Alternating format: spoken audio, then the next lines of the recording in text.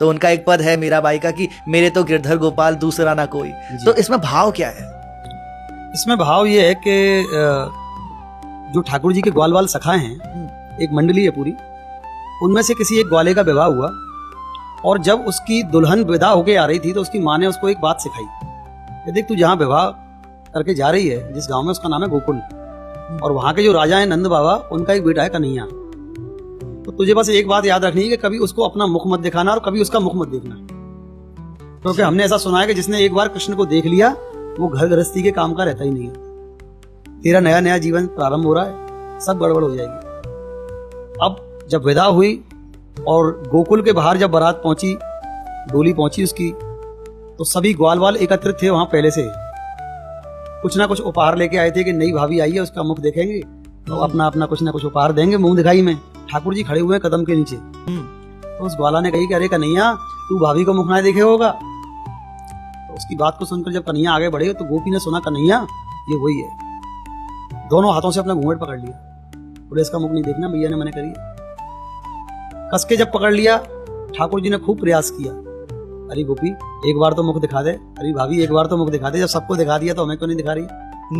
ना वो कुछ बोली ना उसने अपना मुख दिखाया। ठाकुर जी ने जब प्रयास करते करते थक गए, ठाकुर जी उसको बोले, कोई बात नहीं, आज तू अपना मुख मुझे नहीं दिखा रही है, लेकिन एक समय ऐसा आएगा कि जब संसार की लोक लाज छोड़कर तू मेरी शरण में आएगी। और वही हुआ कि जब ठाकुर जी की एक लीला है जहां ठाकुर जी ने गिरिराज पर्वत धारण किया है, इंद्र ने कोप किया, बरसात हुई ब्रज में, और ठाकुर जी ने अपनी कन्नी उंगली पर गिरिराज पर्वत को धारण किया। तो सभी ग्वालवाल, सभी गैया बछड़ा, सब अपने अपने सामान को लेकर जब गिरिराज जी की शरण में दौड़ दौड़ के ब्रजवासी आने लगे, तो वो गोपी भी उसी में थी।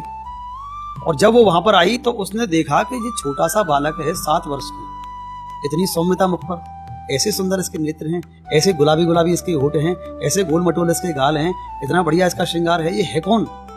और इतनी शक्ति इसमें कि इसने कन्नी उंगली पर गिरिराज पर्वत को धारण कर रखा है। किसी दूसरी गोपी से उसने पूछा, ये कौन है? उस गोपी को सुन के बड़ा अचंभा हुआ, अरे तुझे इतने समय हो गया गोकुल में, तो ये नहीं पता कि ये कौन है? तो नहीं, मैं तो नहीं जानू। बोले यही तो है कन्हैया।